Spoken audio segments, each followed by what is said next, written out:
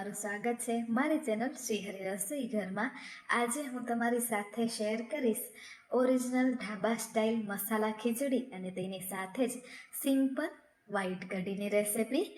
ખૂબ જ ઓછા સમયમાં બને અને તૈયાર થઈ જાય તેવી ટેસ્ટી મસાલેદાર રેસિપી છે। એક વખત ઘરે જરૂરથી ટ્રાય કરજો અને આવી જ ઇઝી ચટપટી ટેસ્ટી રેસિપી માટે મારી ચેનલ શ્રી હરિ રસોઈ ઘરને સબસ્ક્રાઈબ કરજો। તો ચાલો રેસિપી બનાવવાનું શરૂ કરીએ। તો અહીંયા સૌ પ્રથમ આપણે મસાલા ખીચડી બનાવી અને તૈયાર કરીશું। તેના માટે 1 કપ ભરી અને ખીચડી લઈ લીધી છે।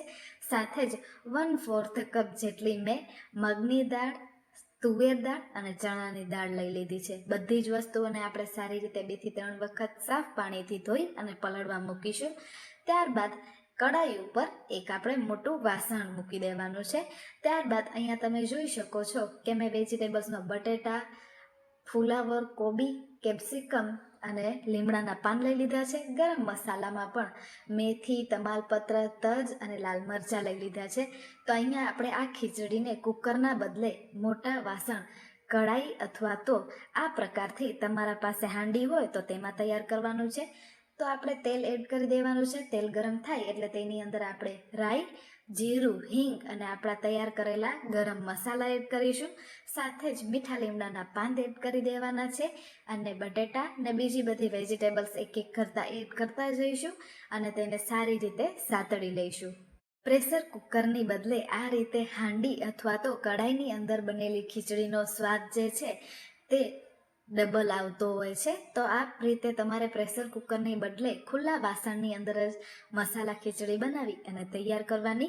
તો વેજીટેબલ્સને સારી રીતે સાતળી લઈશું। વેજીટેબલ્સ સારી રીતે સતળાઈ જાય એટલે તેને 2 થી 3 મિનિટ માટે ઢાંકણ બંધ કરી અને કૂક થવા દેવાના છે। 2 થી 3 મિનિટ જેવું થઈ જાય ત્યારબાદ આપણે તેની અંદર રીંગણ અને કેપ્સિકમ એડ કરી દેવાના છે।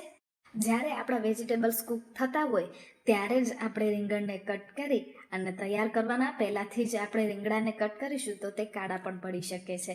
રીંગણ, કેપ્સિકમ એડ કરી અને તેને પણ આપણે સારી રીતે સાતળી લેવાના છે। બધી જ વસ્તુ સારી રીતે સતળાઈ જાય ત્યારબાદ આપણે તેની અંદર ટમેટાં અને લીલા મરચાં એડ કરી દેવાના છે। તો લીલા મરચાં અહીંયા તમે તમારી તીખાશ પ્રમાણે એડ કરી શકો છો। ટમેટાં એડ કર્યાના તરત જ બાદ આપણે સ્વાદ પ્રમાણનું બધું જ જે મીઠું છે તે અત્યારથી જ એડ કરી દેવાનું છે। મીઠાના મદદથી આપણે વેજીટેબલ્સ જે છે તેની કુકિંગ પ્રોસેસ બહુ ઝડપથી અને પરફેક્ટ એવી થવાનું શરૂ થઈ જાય છે। મીઠું એડ કર્યા બાદ બધી વસ્તુને સારી રીતે સતળાઈ જાય ત્યારબાદ એક એક કરતાં આપણે બધા જ મસાલા એડ કરી દઈશું। મસાલામાં મેં અહીંયા હળદર પાવડર, કશ્મીરી લાલ મરચું પાવડર, ધાણા જીરું પાવડર અને ગરમ મસાલો એડ કરી દીધો છે। બસ આટલા જ મસાલા આપણે મસાલા ખીચડીની અંદર એડ કરીશું। મસાલા એડ કર્યા બાદ સારી રીતે તેને વેજીટેબલ્સ સાથે મિક્સ કરી લેવાના છે। બધા જ મસાલા વેજીટેબલ્સ સાથે સારી રીતે મિક્સ થઈ જાય એટલે એ સ્ટેજ ઉપર આપણી પલાળેલી ખીચડી આપણે એડ કરી દેવાની છે। તો ખીચડીનું પાણી તમારે અલગ કરવાની જરૂરત નથી। આપણે સાફ પાણીથી 2 થી 3 વખત પહેલાંથી જ ધોઈ અને ખીચડીને તૈયાર કરી હતી એટલે બધું જ પાણી ખીચડીનું તેમાં જ આપણે એડ કરી દેવાનું છે। તો બધી થઈ અને જો તમારી ખીચડી 1 ગ્લાસ જેટલી થતી હોય તો તમારે 3 ગ્લાસ ભરી અને પાણી એડ કરી દેવાનું રહેશે। તો અહીંયા આપણી ખીચડી કૂક થાય છે ત્યાં સુધીમાં આપણે કઢી બનાવી અને તૈયાર કરી લઈશું। કઢી બનાવવા માટે સૌ પ્રથમ મેં અહીંયા એક તપેલીની અંદર 1 ચમચી ભરી અને ચણાનો લોટ લઈ લીધો છે અને તેની અંદર અડધી જ વાટકી જેટલું આપણે છાશ એડ કરવાની છે અને સૌથી પહેલાં ચણાના લોટને આપણે સારી રીતે એક બેટરના કન્સિસ્ટન્સીનું ફોર્મમાં આપણે કરી લેવાનું છે। તો આ પ્રોસેસ બહુ જ જરૂરી છે। જ્યારે આપણે એકસાથે ચણાના લોટની અંદર છાશ એડ કરતા હોય છે તો તેની અંદર ચણાના લોટના ગઠોડિયા રહી જતા હોય છે। તો આ પ્રોસેસથી એકદમ પરફેક્ટ આપણી છાશ ચણાના લોટવાળી બની અને તૈયાર થતી હોય છે। તો હવે આપણે ગેસ પર એક કઢાઈને મૂકી દેવાની છે। કઢાઈની અંદર તેલ ગરમ થાય એટલે તેની અંદર રાઈ, જીરું, હિંગ અને અમુક ગરમ મસાલાઓ એડ કરીશું। તો ગરમ મસાલામાં માત્ર 1 ફ્લાવર, 2 તમાલપત્ર, 1 તજનો ટુકડો અને મીઠા લીમડાના પાન એડ કરી દેવાના છે। તો અહીંયા લવિંગ, મરી અને મેથી પણ એડ કરી દઈશું। બધી જ વસ્તુઓને આપણે 5 સેકન્ડ માટે સાતળવાની છે, જેનાથી ગરમ મસાલાનો ફ્લેવર જે છે તે ખૂબ જ ટેસ્ટી આપણી કઢીમાં આવી જાય.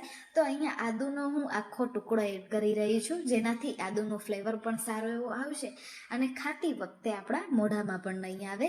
તો 5 સેકન્ડ માટે બધા જ મસાલા સતળાઈ જાય ત્યારે આપણે તેની અંદર છાશ એડ કરી દેવાની છે, આપણી રેડી કરેલી ચણાના લોટવાળી. અને ઉપરથી માત્ર આપણે ધાણા જીરું પાવડર જ મસાલામાં એડ કરવાનું છે.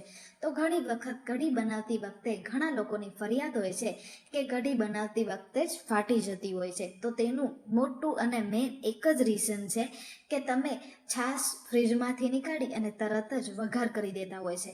તો કઢી બનાવતી વખતે એક વાતનું ખાસ ધ્યાન રાખવું કે આપણે રૂમ ટેમ્પરેચર પર હોય તેવી જ છાશનો ઉપયોગ કરવો. તો અહીંયા કઢી ઉકળે એટલે તેની અંદર અડધો નંગ આપણે ગોળનો ટુકડો એડ કરી દઈશું. તેનાથી ખાટી મીઠી સરસ એવી કાઠિયાવાડી ટેસ્ટની આપણી કઢી બની અને તૈયાર થાય છે. તો કઢી જ્યારે આપણી સારી રીતે ઉકળી જાય અને ત્યારે આપણે તે સ્ટેજ ઉપર ગેસની ફ્લેમને ઓફ કરી અને સ્વાદ પ્રમાણે મીઠું એડ કરીશું, ઉપરથી લીલા ધાણા એડ કરીશું. તો અહીંયા તૈયાર છે ગરમા ગરમ આપણી સ્પેશિયલ અને ટેસ્ટી, જોતાં જ ખાવાનું મન થઈ જાય તેવી ગુજરાતી વ્હાઈટ કઢી. ખૂબ જ સરળ છે બનાવવું. માત્ર એક વાતની ધ્યાન રાખવી કે છાશ આપણે રૂમ ટેમ્પરેચર ઉપર લેવાની અને મીઠું આપણે લાસ્ટમાં એડ કરવાનું. તો અહીંયા આપણે ખીચડીને જોઈ તો એ પણ સારી રીતે કૂક થઈ અને રેડી થઈ ગઈ. તેમાં પણ આપણે ઉપરથી લીલા ધાણા ઝીણા ઝીણા કટ કરેલા એડ કરી દઈશું અને તેને પણ આપણે સારી રીતે મિક્સ કરી દઈશું. તો અહીંયા તમે જોઈ શકો છો કે જોતાં જ ખાવાનું મન થઈ જાય તેવી સુપર ટેસ્ટી મસાલા ખીચડી બની અને તૈયાર થઈ ગઈ છે. આપણે તેને કઢી સાથે ગરમા ગરમ સર્વ કરીશું. તો અહીંયા ખીચડીને ઉપરથી ઢાબા જેવો જ ઓરિજિનલ ટેસ્ટ આપવા માટે મેં અહીંયા એક વઘાર તૈયાર કર્યો છે. તે બિલકુલ ઓપ્શનલ છે, તમારે બનાવવો હોય તો તમે બનાવી શકો. તેની પણ રેસીપી હું તમારા સાથે શેર કરી દઉં. તે ખૂબ જ સરળ છે. એક વઘારિયાના અંદર 2 ચમચી જેટલું આપણે ઘી ગરમ કરવા માટે મૂકી દેવાનું છે. ઘી ગરમ થાય એટલે તેની અંદર 1 ચમચી ભરી અને આપણે કાશ્મીરી લાલ મરચું પાવડર એડ કરવાનું છે. માત્ર 5 થી 10 સેકન્ડ માટે જ આપણે વઘારને ગરમ કરવાનો છે, તરત જ ગેસની ફ્લેમને ઓફ કરી દેવાની છે. તો રેડી છે ઢાબા જેવી જ ઓરિજિનલ ટેસ્ટ સાથેની મસાલા ખીચડી અને તેની સાથે જ ગુજરાતી સ્પેશિયલ વ્હાઈટ કઢી. તો તમને મારી આ ઢાબા સ્ટાઇલ મસાલા ખીચડી અને વ્હાઈટ કઢીની રેસીપી કેવી લાગી એ મને જરૂરથી જણાવજો. આજ માટે આટલું જ. ફરી મળીશું નવી રેસીપી સાથે.